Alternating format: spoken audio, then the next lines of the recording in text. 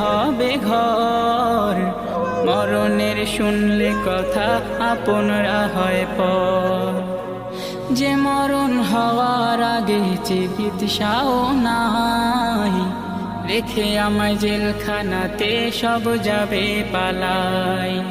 মাবুদ শেষ দেখাটা মা বাবা সন্তানেও দেখে না, এমন মরণ মাওলা তুমি কাউকে দিও না।